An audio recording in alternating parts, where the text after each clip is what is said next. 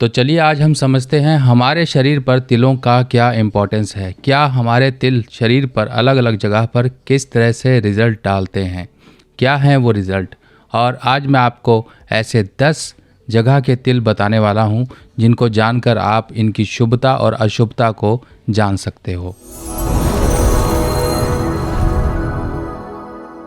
तो सबसे पहले हम बात करते हैं गर्दन के बारे में। देखिए, इससे पहले भी मैं वीडियो बना चुका हूं जो कि उसका ही ये पार्ट है, यानी कि पार्ट 2 है। तो आज जो रह गए हैं आज की वीडियो में हम कवर करेंगे।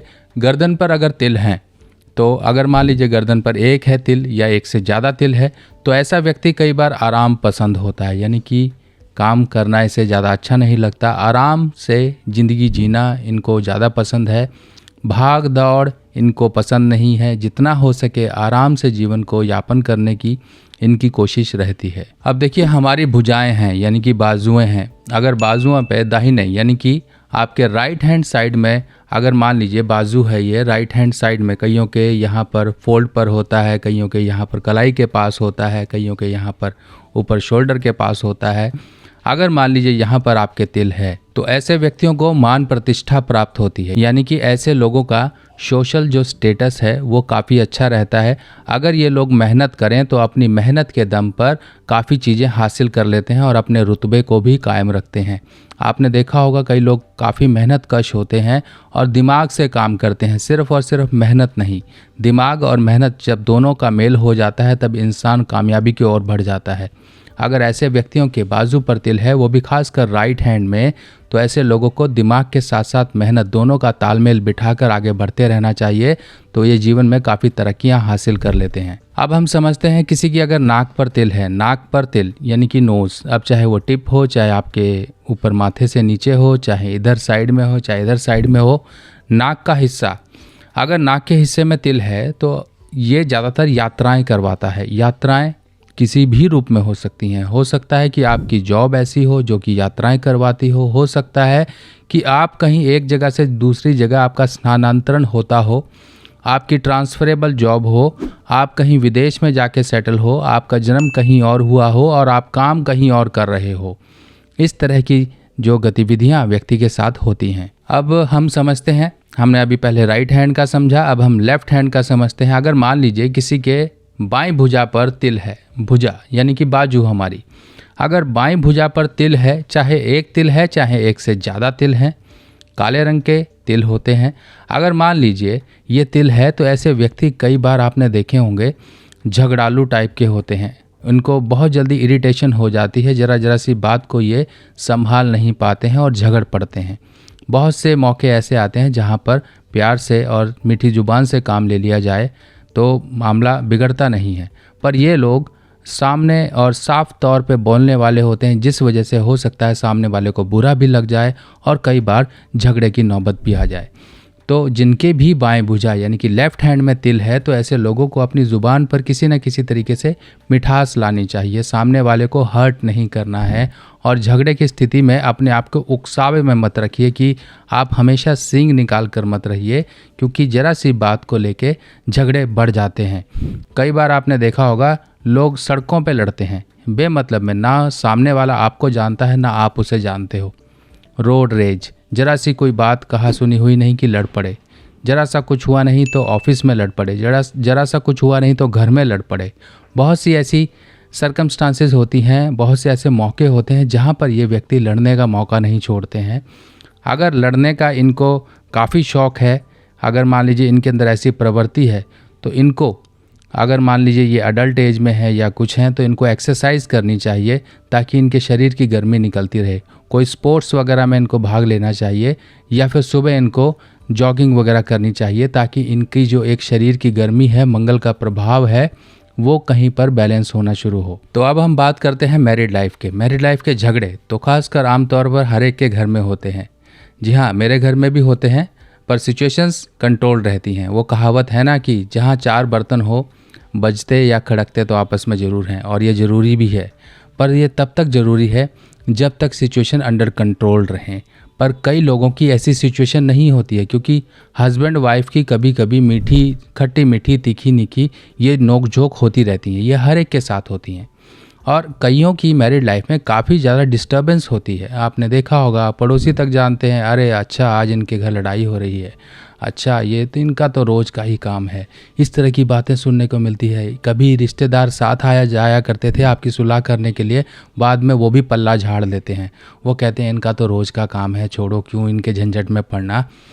अब फिर ये चीज़ें होती रहती हैं, यानी कि आपके जो वैवाहिक जीवन की एक जो खुशी होती है वो कहीं ना कहीं डिस्टर्ब होती है। और ये खासकर उन लोगों के लिए होती है जिनके भी लेफ़्ट साइड छाती पर यानी कि चेस्ट पर उनके तिल है। अब देखिए, छाती को अगर हम दो हिस्सों में डिवाइड करें सेंटर से, तो लेफ़्ट और राइट हो जाएगा हमारी भुजाओं के अनुसार।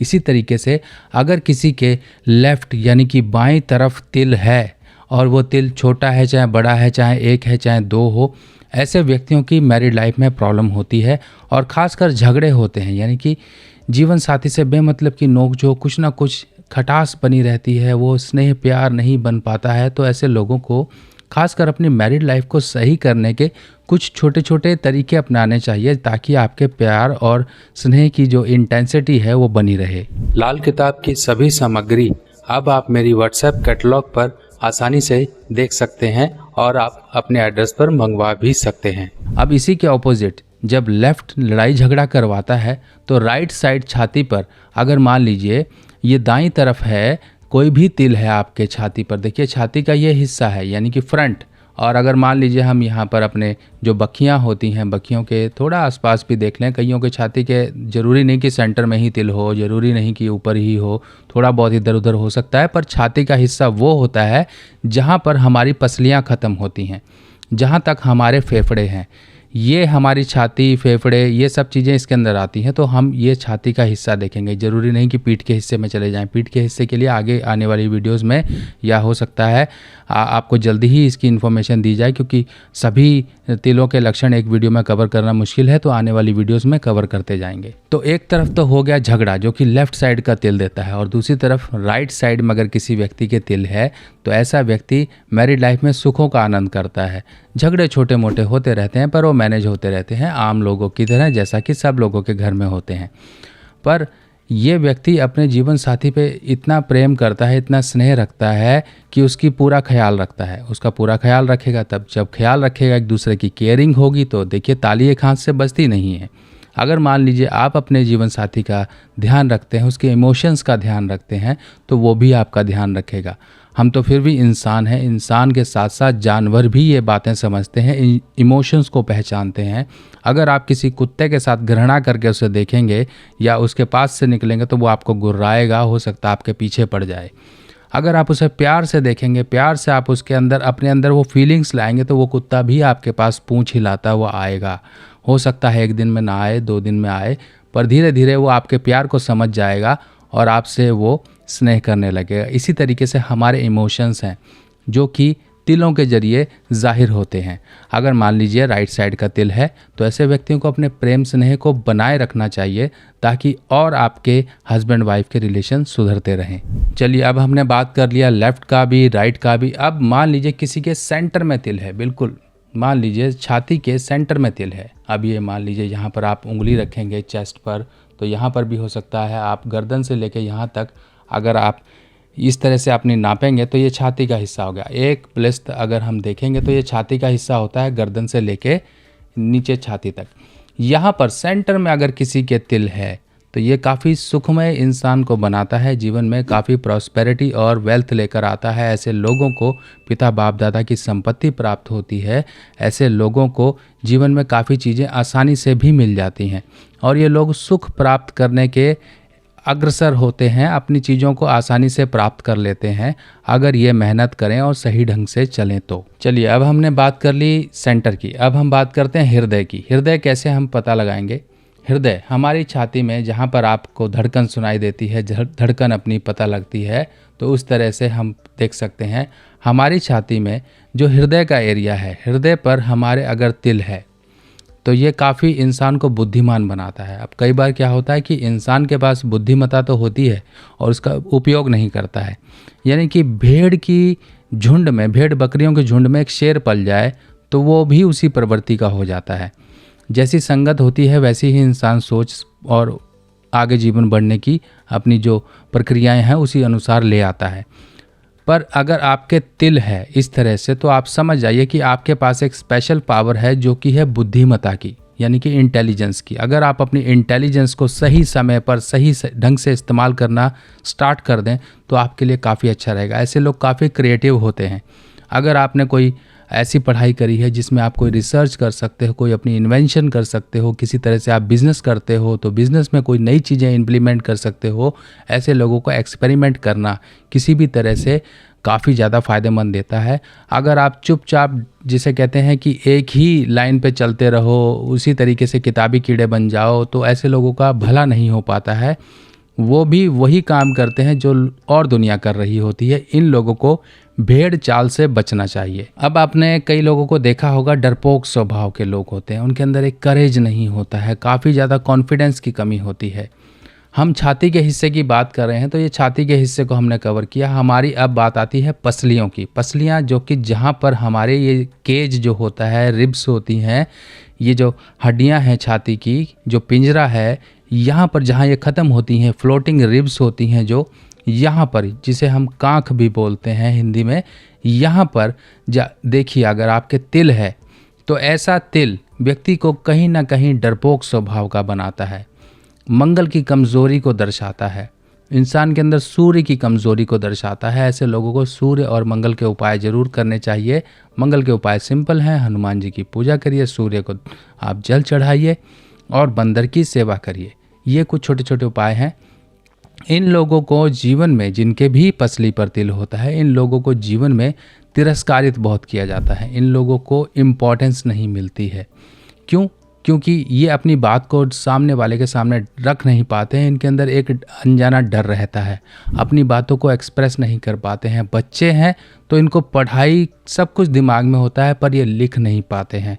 अपनी क्लास में कहीं ना कहीं दब्बू बने रहते हैं, बच्चे इनको डराते हैं, बच्चे इनके ऊपर, और अगर ये कोई जॉब वगैरह में है तो इनको बुलीड किया जाता है, यानी कि इनको कहीं ना कहीं एक ह्यूमिलेट किया जाता है। इनको ज़रा ज़रा सी बातों पे इनको टोका जाता है, क्योंकि हर एक के एक आइडेंटिटी से ही इंसान को परखा जाता है और इंसान के साथ बिहेवियर होता है। अगर इंसान दबंग टाइप का है जॉब में तो उसका बॉस भी उसको सोचेगा एक बार बोलने से पहले कि इसको काम बोलूं कि ना बोलूं, नहीं तो वो दूसरे व्यक्ति को बोल देगा, अरे यार छोड़ो उसको, छोड़ो, तुम करो, तुम अच्छे से कर लोगे। ऐसे ऐसे बातें सुनने में आती हैं। तो इस तरह से ये तिलों का असर होता है। बाकी अभी और भी हैं, तिलों की व्याख्या है, सपनों की व्याख्या है, आगे और हम वीडियोस में कवर करेंगे। बाकी आप सभी लोगों से रिक्वेस्ट है कि अपने कमेंट्स और फीडबैक ज़रूर मुझे दीजिएगा। आप लोगों का प्यार दर्शाने के लिए जय माता दी लिखिए, चाहे राम राम लिखिए, चाहे अपने कमेंट्स लिखिए कि आप क्या वीडियोस चाहते हो, अपने फीडबैक लिखिए, किस तरह से आप बदलाव चाहते हो। आप सभी लोगों के लिए काम किया जा रहा है और करते भी रहेंगे। बाकी मिलते हैं नई वीडियो में नई जानकारी के साथ। तब तक के लिए अपने सुभाष भाई को आज्ञा दीजिए। नमस्कार।